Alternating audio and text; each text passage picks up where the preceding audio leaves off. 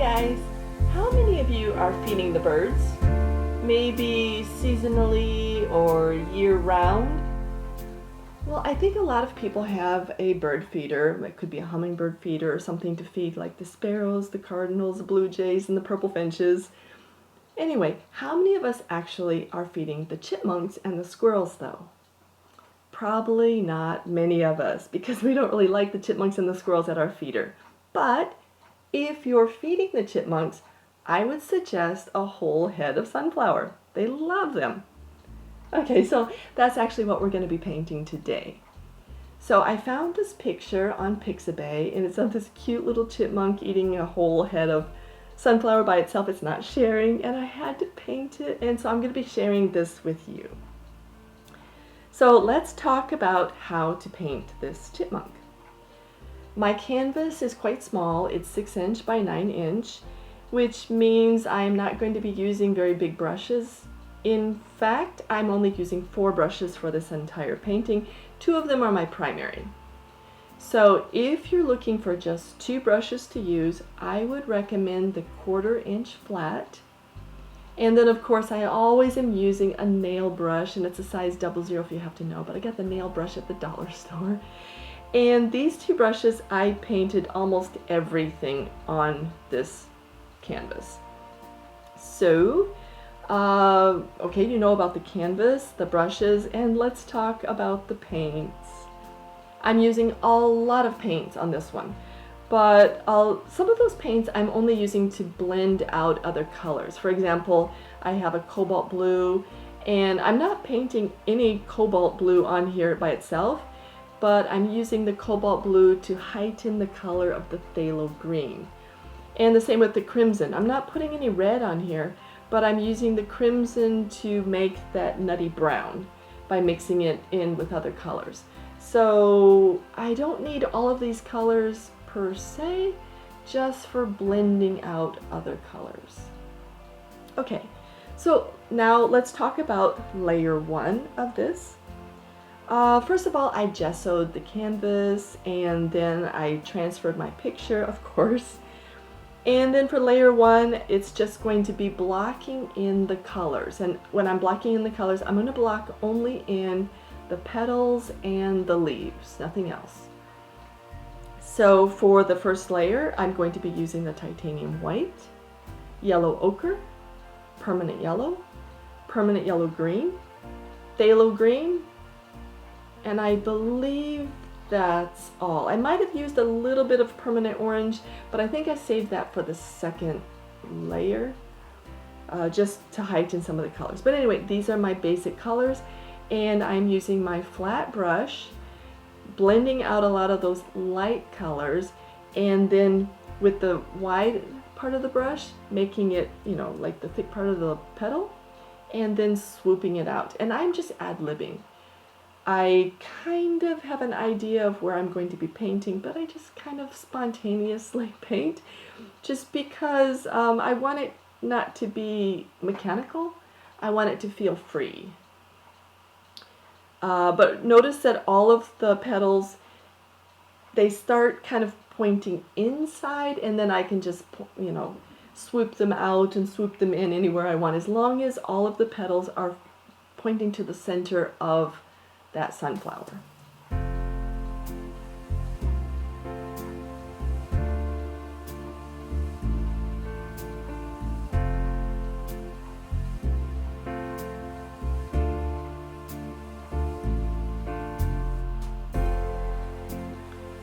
So then after I paint, you know, block in those colors, I'm not really painting them, I'm just getting the idea of where the petals and those leaves are.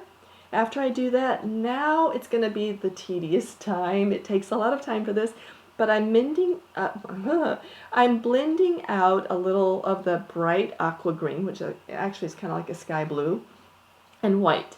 And I'm making a soft blend, and I'm going to negative paint now.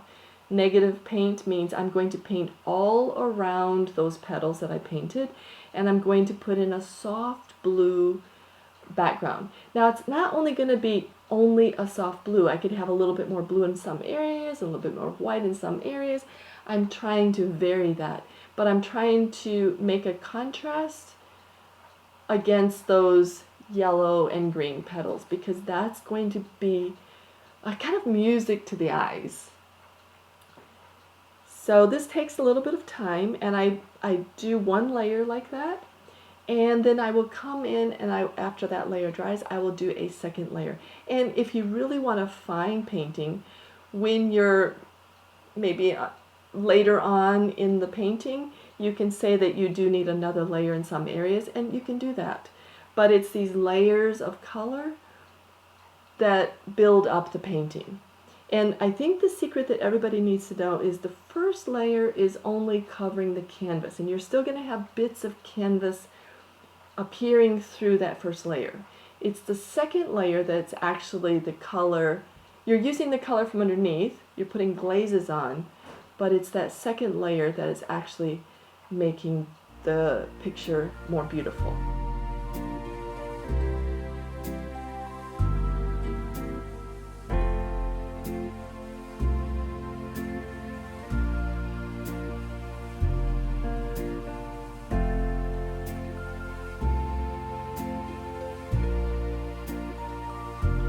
Okay, so let's talk about this second layer. And the second layer, as I was saying before, is just a glaze. It's not the paint that covers the canvas. You've already covered the canvas. So now we're going to put a glaze on, meaning we're going to put in just a lighter coat, a little bit of water, but you don't want to have too much water because then the acrylic won't adhere to the layer below. So you can have some water, but don't go more than 40% water, otherwise you're going to have, flaking problems later. So we're using the same colors as before, the titanium white, yellow ochre, permanent yellow deep, yellow green, phthalo green. This time I am adding in the cobalt blue, because that cobalt blue with the phthalo green is going to be an intensification of the green. Because if I only paint with phthalo green is very transparent. I'm not going to get any kind of dark contrast, and this is what I'm trying to get now, is a contrast of lights and darks. So that pale blue background, pale green blue background, is kind of a medium tone, and now I need to kind of put in more hints of the lighter color and the darker color, and that's why I need the cobalt blue to heighten the phthalo green.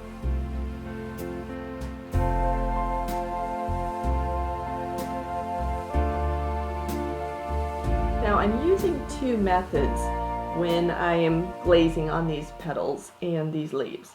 The first method is I am, for example, maybe the leaf is yellow, and so I will put out the yellow, and I'll get that on the tip of my brush. I'm not going to put a lot of paint on my brush, but the yellow on the tip, and then I'm going to have a darker blend, like yellow ochre and yellow, or something darker, and I'll dip one corner of the brush in that darker blend, and then I'll put the other corner in maybe a white or a lighter color, and that's how I'm getting the shape of the petal. So one side will be darker, one side will be lighter, and then of course I'm going to glaze again over that. The second method I'm using is to glaze with a color, and then wet and wet, pick up another color lightly and glaze that other color in wet and wet. And this is more of a watercolor style, but again, it works really well with acrylic if you work quickly, because acrylic paints dry so fast. You have to glaze one petal, quickly pick up another color, and glaze in part of that color in another section. I hope I'm making sense. Anyway, I make sense to myself.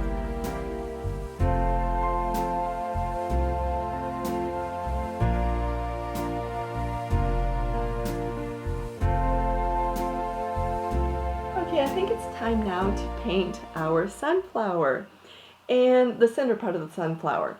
And I think if you think about the sunflower as having the shape of a watermelon, a sliced watermelon, the outside of the watermelon is going to be very dark and the inside is going to be lighter, or a different color, it'll be red. But in this case, we're going to be painting the watermelon shape, and the inside we're going to aim for that to be kind of a yellow ochre mix.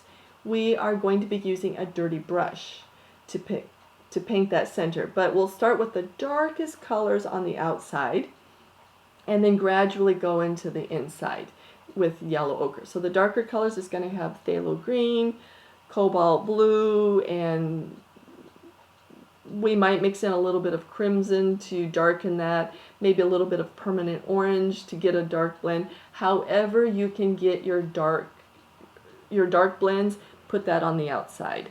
And then I did a lot of neat phthalo green. Neat means without water. So it's like heavy pigment there, and it's a beautiful color. It's transparent. So it's throwing back a lot of light, even though it's quite dark. As I look at the color, it's got these other colors blended in, but that neat phthalo green looks gorgeous along the edge of that outer part.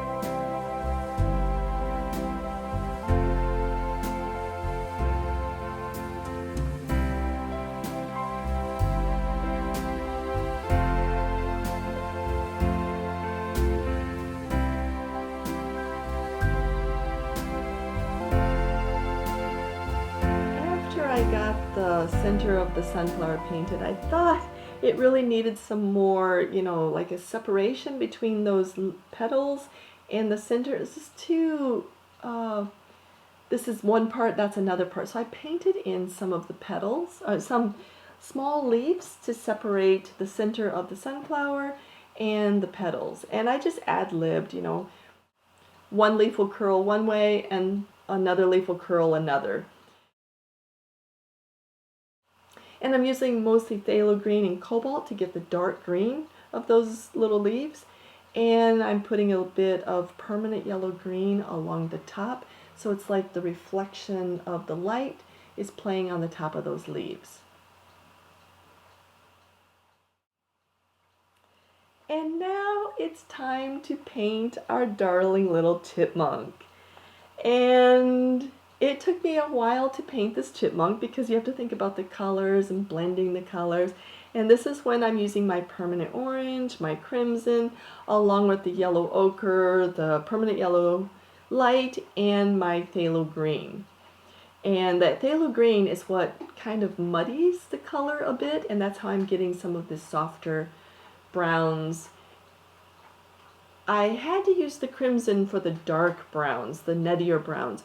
But the phthalo green, the permanent orange, and the yellow ochre made the softer colors, and these were just beautiful. If you go back and forth mixing your browns in various ways, you will have a more interesting chipmunk than if you just use one or two colors of brown. Because all chipmunk fur, there's so many variants of color in that. I did not use any neat white, meaning only white, on the fur. I always had to blend in some other color to get that white cheek or the white around the eyes. The only time when I used just a couple flicks of titanium white, the pure titanium white, was on the pupil of one of the eyes.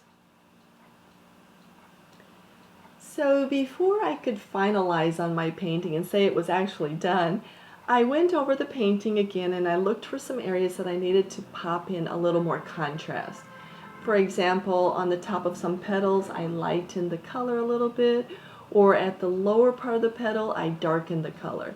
And that's what gave more of a 3D dimensional look to the petals and to the overall painting. I also touched up that eye several times, the larger eye, several times, the shape of it, the color, how the reflection was, just because I didn't really care for the eye. And I rounded one of the ears to give it a softer look. Anyway, this is my painting and it will come out as a full tutorial hopefully in November.